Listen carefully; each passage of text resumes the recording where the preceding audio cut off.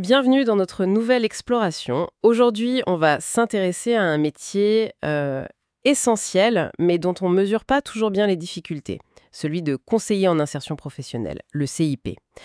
Concrètement, quels sont les obstacles, les tensions qui marquent leur travail au quotidien? Pour nourrir cette discussion, on s'appuie sur des éléments qui viennent d'une formation, le repère des CIP. Elle met justement en lumière les grands défis de cette profession. L'idée, c'est d'aller un peu au-delà des apparences, de saisir la réalité de cet accompagnement humain. C'est souvent bien plus complexe qu'on le pense. Alors, allons-y. C'est tout à fait ça. Les CIP, ils sont vraiment en première ligne. Euh, Au carrefour de plein d'attentes différentes, hein. Celles des personnes qu'ils accompagnent, celles des employeurs, et puis celles des politiques publiques aussi.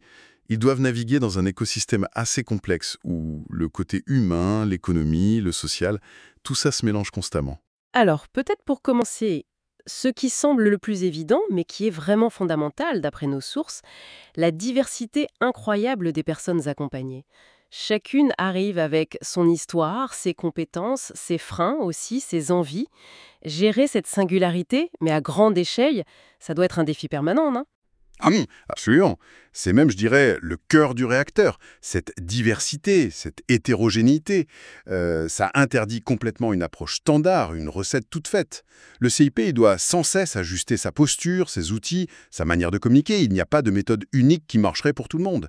Ça demande une capacité d'écoute, une analyse très fine pour bien comprendre les besoins spécifiques de chacun. Parfois, ce sont des besoins pas exprimés directement d'ailleurs. C'est un travail d'orfèvre qui prend du temps et qui demande une grande souplesse mentale. D'accord, donc une adaptation vraiment de tous les instants. Et cette concentration sur l'individu, ça nous amène assez logiquement à un autre point soulevé dans les documents, le maintien de la motivation. Quand on a connu des échecs, qu'on doute de soi, comment le CIP peut aider à garder ou retrouver l'envie d'avancer? C'est pas simple ça. Non, c'est pas simple du tout. La motivation, c'est vraiment le moteur. Si elle baisse, tout le processus d'insertion, il patine, il ralentit. Les sources insistent bien sur cette dimension presque psychologique du rôle du CIP. Ce n'est pas juste donner des infos sur les métiers ou aider à faire un CV, quoi. Il faut savoir redonner confiance, remotiver après un refus d'embauche, par exemple. Aider la personne à identifier ses propres ressorts, ses leviers de motivation, l'aider à se projeter de manière positive même quand il y a eu des difficultés avant ou qu'il y en a encore. Trouver cet équilibre subtil entre encourager, soutenir, mais aussi rester ancré dans la réalité.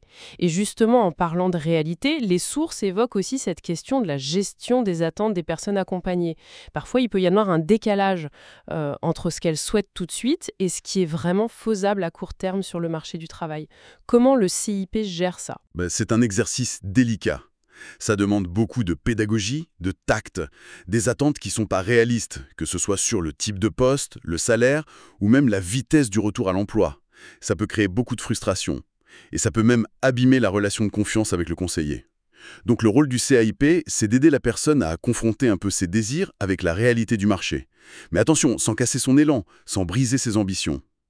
Il s'agit plutôt de co-construire un projet qui soit à la fois réaliste et qui reste motivant, en expliquant bien les étapes, les détours parfois nécessaires, comme une formation en plus par exemple. D'accord, co-construire un projet réaliste. Mais parfois, cette réalité, elle est aussi teintée de préjugés. Les documents parlent de la stigmatisation sociale. Certains publics, ils se heurtent à des regards, à des portes closes, à cause de leur origine, leur âge ou une longue période de chômage. Comment le CIP fait face à ça? Oui, ça c'est une barrière, souvent invisible, mais avec un impact très fort. Le CIP, il a un double rôle là. D'un côté, il faut soutenir la personne accompagnée, l'aider à ne pas, intérioriser cette stigmatisation, à garder confiance en elle malgré les rejets possibles. Et d'un autre côté, le CIP peut aussi avoir une action, souvent indirecte d'ailleurs, de sensibilisation auprès des entreprises, pour essayer de déconstruire un peu les stéréotypes, de valoriser la richesse de profils différents. Lutter contre ces préjugés, ça fait vraiment partie du travail pour lever les freins à l'emploi. On voit bien toute la complexité de cet accompagnement centré sur la personne, avec ses dimensions psy, relationnelles, sociales. Mais le CIP, il travaille pas en vase clos. Il doit aussi faire avec des facteurs externes, des facteurs systémiques. Et là, il y a un point qui ressort vraiment fort des documents, C'est l'adaptation nécessaire à un marché du travail qui, lui, change tout le temps. Effectivement, ça c'est une pression constante. Les métiers se transforment, de nouvelles compétences, surtout numériques, deviennent cruciales, des secteurs apparaissent, d'autres régressent. Le CIPIN ne peut pas se permettre de conseiller juste sur la base de ce qu'il connaissait il y a quelques années. C'est plus possible. Il doit absolument faire une veille active. Veille économique, sectorielle, technologique, c'est indispensable. Comprendre les besoins actuels, mais aussi futurs des employeurs, c'est la clé pour orienter les gens efficacement, vers des parcours qui ont du sens et surtout des débouchés. Donc cette veille, cette formation continue, c'est vital pour que le conseil reste pertinent. Mais est-ce que les sources donnent une idée de la difficulté pour les CIPI de faire cette veille? Surtout quand on pense à d'autres contraintes. Je pense notamment aux limites des ressources disponibles.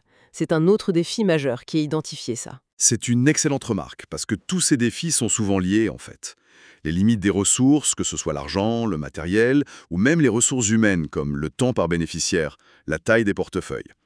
Tout ça, ça peut effectivement rendre cette veille et cette formation continue plus compliquées à mettre en place, de façon optimale.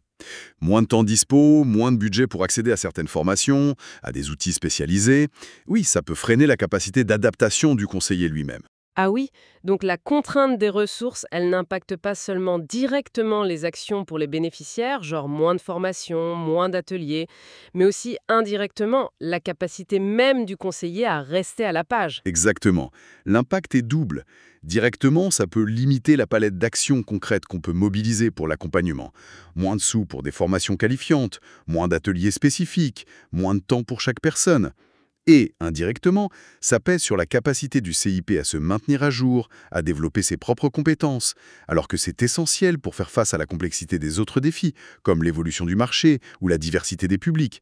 C'est un peu un cercle vicieux potentiel, oui. On comprend mieux comment tout ça s'imbrique. Et il reste un dernier point soulevé dans nos documents. Ça concerne la fin du parcours, ou plutôt ce qui devrait venir après, le suivi post-insertion. Apparemment, c'est souvent là que le bas blesse. Oui, c'est souvent un angle mort. Une fois que la personne a trouvé un emploi, on considère souvent que la mission est finie. Pourtant, les débuts dans un nouveau poste, c'est une période critique. L'intégration dans l'équipe, l'adaptation aux nouvelles tâches, à la culture de l'entreprise, tout ça peut être difficile. L'absence d'un suivi, même léger, pendant cette phase de transition, ça augmente le risque que le contrat de travail soit rompu prématurément. Et un retour rapide à la case départ, c'est non seulement démoralisant pour la personne, mais ça pose aussi question sur l'efficacité à long terme de l'accompagnement initial. D'accord. Donc, assurer la pérennité de l'emploi serait aussi important que l'accès à l'emploi lui-même.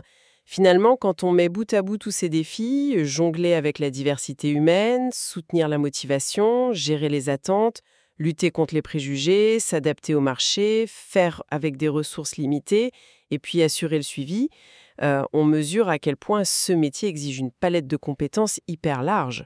Ah oui, tout à fait. Au-delà des compétences techniques sur l'emploi, la formation, ce sont des qualités humaines fondamentales qui sont demandées. Une grande capacité d'empathie, pour comprendre sans juger. De la créativité aussi, pour imaginer des solutions sur mesure. Et une solide résilience, pour tenir le coup face aux difficultés, à la pression. Et comme on l'a dit, cette capacité, cette volonté de se former tout le temps, c'est absolument central pour rester pertinent, pour rester efficace. En somme, les conseillers en insertion professionnelle, c'est un peu comme des navigateurs experts. Ils essayent de guider des navires très différents dans des eaux souvent agitées par les courants économiques, sociaux, tout en devant parfois faire avec des cartes et une boussole qui mériteraient d'être mises à jour et avec un carburant limité. Cette tension entre l'accompagnement humain sur mesure et les contraintes du système, elle semble vraiment partout. C'est une bonne image, oui. Et elle nous amène assez naturellement à une question de fond pour conclure peut-être. Face à cette accumulation de défis qui sont complexes, exigeants et qui pèsent sur les CIP, comment le système d'accompagnement dans son ensemble peut mieux les armer, mieux les outiller, mais aussi prendre soin d'eux? Comment garantir qu'ils aient les moyens, la reconnaissance, le soutien nécessaire pour accomplir leur mission essentielle, mais sur la durée, sans s'épuiser? Une interrogation cruciale en effet, qui dépasse le cadre individuel du conseiller pour toucher à l'organisation même du soutien à l'emploi. C'est sur cette réflexion, sur le soutien nécessaire aux accompagnants eux-mêmes, que nous terminons notre discussion approfondie d'aujourd'hui.